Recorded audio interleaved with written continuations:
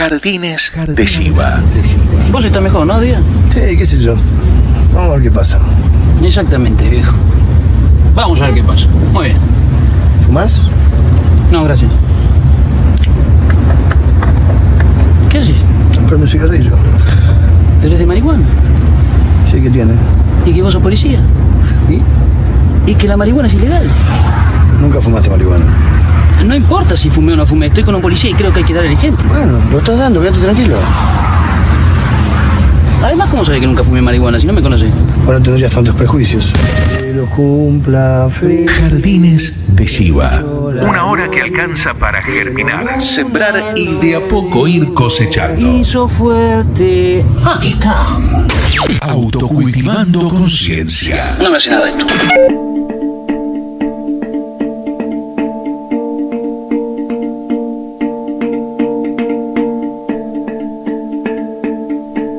Continuamos en los Jardines de Chiva y ahora abriendo los micrófonos, pero de manera telefónica, no tanto de manera presencial, con una de las personas que ha salido como de bastante renombre en Uruguay en los últimos 2-3 años. Ya pienso todavía que estamos en el 2017, pero no, segunda temporada. El tiempo sigue pasando. Sigue pasando, segunda temporada de Jardines de Chiva y ya hace 3 años que ganó la empresa en la que trabaja y socio mayoritario lo que es la licitación para plantar hasta 2 toneladas por año en Uruguay luego de la legalización de la planta. Estamos en comunicación con Fernando Saicha. Fernando, ¿cómo estás? Imanol y Daniel te saludan, ¿todo bien? ¿Qué tal? ¿Cómo les va? Los escucho muy bajito. Bueno, ahora seguramente vamos a ver cómo mejorar el retorno, así tenemos una grata conversación. Hacíamos una breve introducción, pero no sé qué tanto se sabe del tema de licitación y la legalización de la planta en Uruguay, aquí en la Argentina. Vos sos de acá, pero conseguiste esta licitación de hasta 2 toneladas por año. ¿Cómo se viene ejecutando? ¿Cómo fue que alcanzaste dicho tramo? Porque muchísimas de las personas que nos escuchan obviamente no están tan al tanto de esto. Bueno, esto fue una licitación pública en realidad. Y sí, se presentaron un montón de empresas y en el transcurso de haber sido un año y monedas,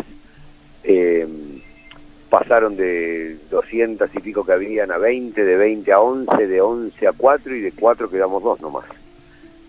Y funcionó como una licitación, en realidad había un pliego de condiciones que había que cumplir y había que presentar como contrapartida una propuesta técnica para desarrollar el cultivo en base a las premisas que ellos detallaban en la licitación, y fue lo que se hizo y bueno, por suerte salimos bien. Muy bien, se avanzó en el camino. Y hasta esta fecha, ¿cómo viene el tema de la producción, de la venta? Sabemos que hubo también muchísimos contratiempos a nivel bancario en Uruguay en relación a la venta de la marihuana legal. ¿Cómo se viene dando? ¿Cómo estás siguiendo la transformación de esta ley?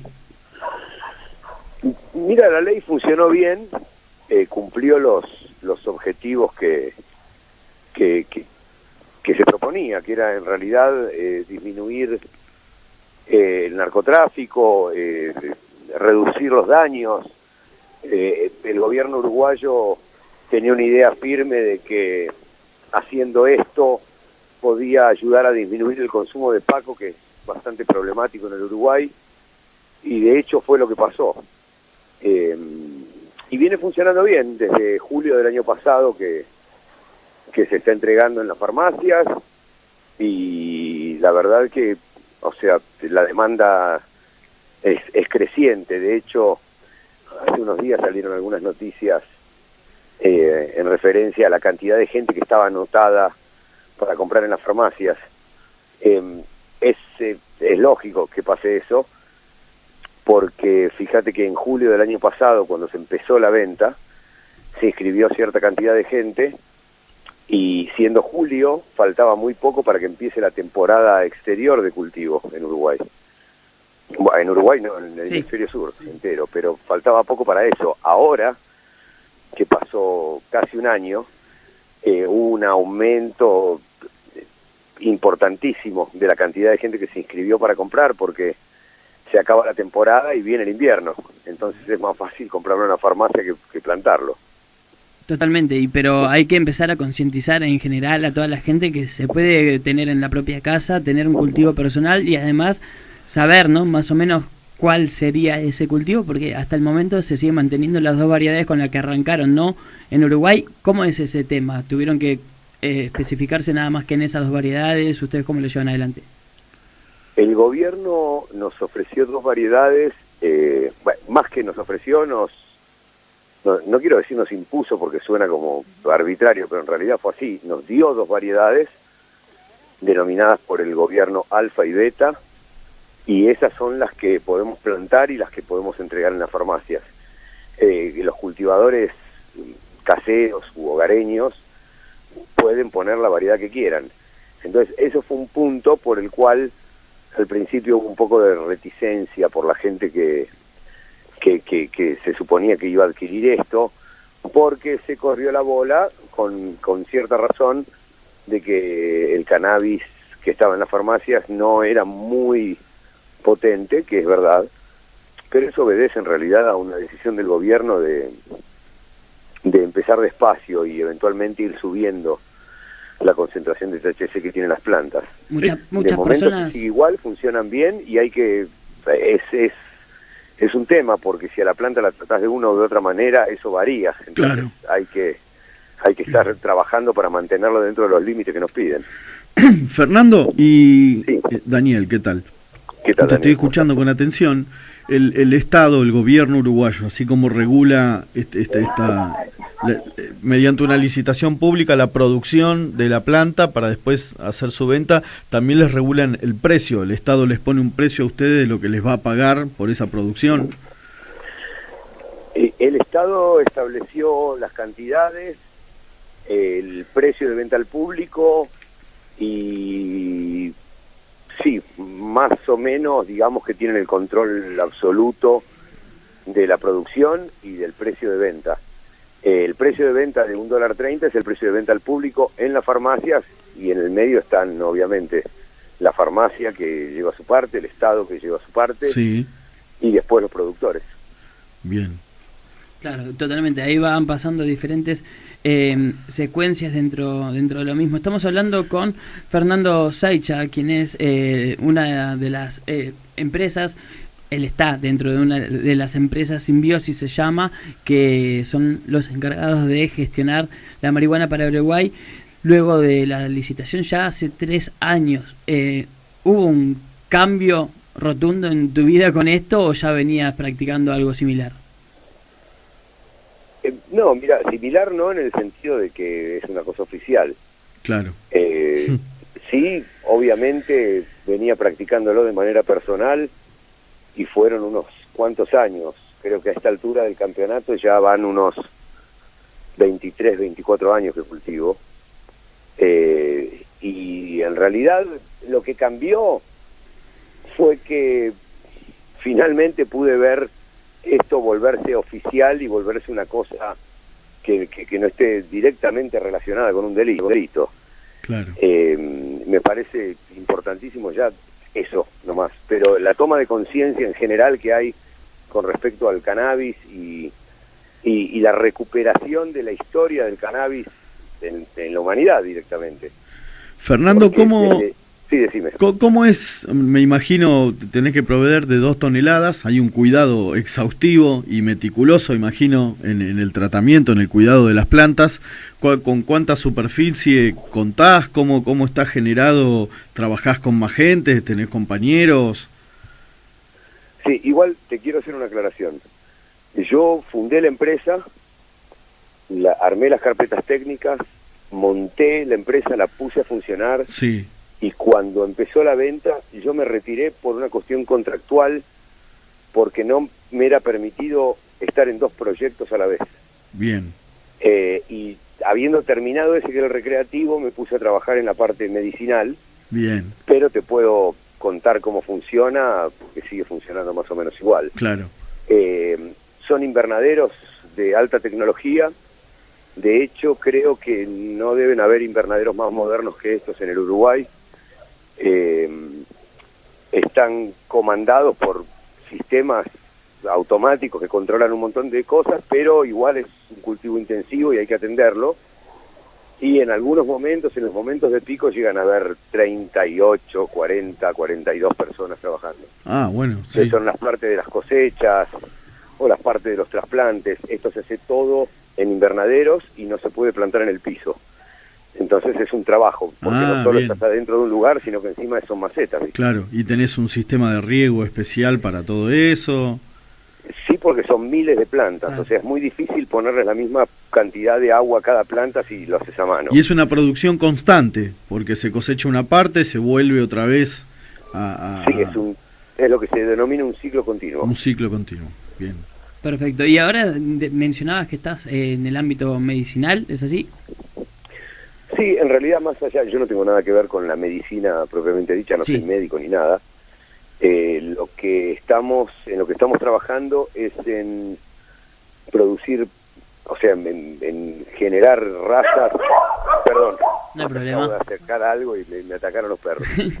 En generar variedades de plantas que tengan más cannabinoides o los cannabinoides más medicinales, y una vez estabilizadas esas razas, hacer la extracción de los principios activos de estas plantas para eventualmente después la industria o farmacéutica o alimenticia.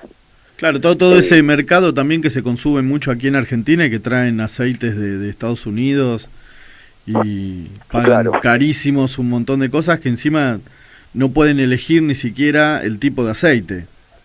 Exactamente. Bien. Eso es lo que pasa en general. Hay una especie de estándar del aceite Claro. a nivel internacional. Entonces tengas reuma o autismo, te viene el mismo aceite. Claro, y eso es un problema por un lado, porque hay gente a la cual el aceite que viene del exterior no le hace el efecto que espera, Claro.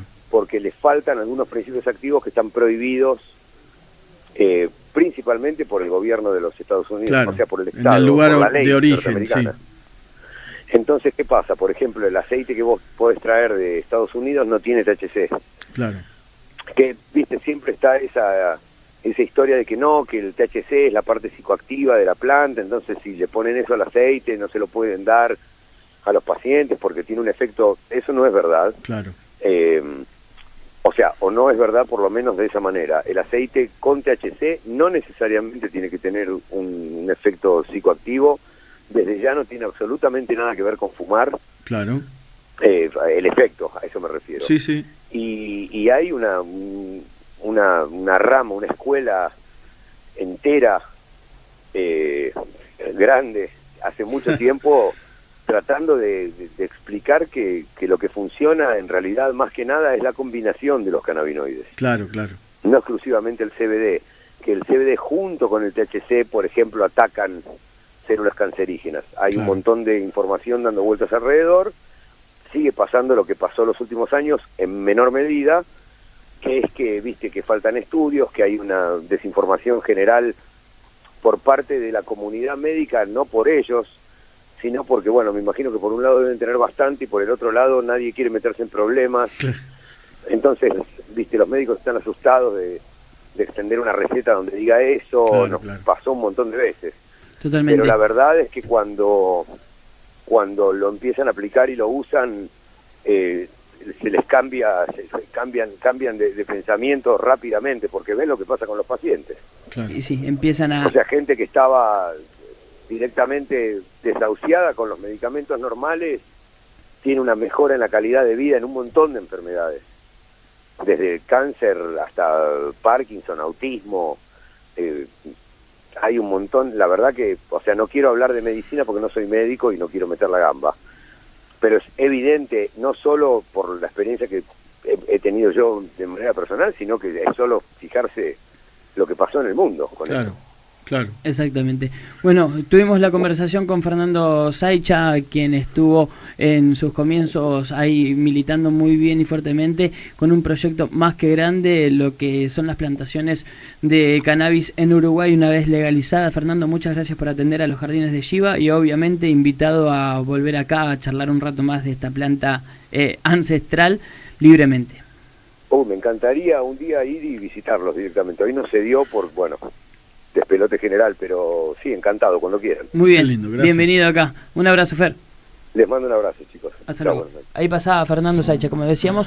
Él estuvo en los comienzos Claro, de... él es argentino Sí. y Llevó el proyecto. llevó todo el proyecto al Uruguay. Cuando vio que en Uruguay era viable este proyecto, lo Sí, armó, yo de lo esto sé conformó. mucho, dijo. Claro, dijo, si se trata de esto, me meto. Me meto. Se Vuelo metió una, vos. y le fue bien. Fue. Nosotros continuamos en los jardines de Giva. Ahora en breve volvemos ¿Por qué no regala plantita esta bueno, de acá? ahora ¿Ves que- las riego. Pero llenale regaderita. No te persigas. Mejor seguinos. Los jardines se muestran en Instagram, Facebook y Twitter como Jardines de Giva. Desde todas las redes, autocultivando conciencia.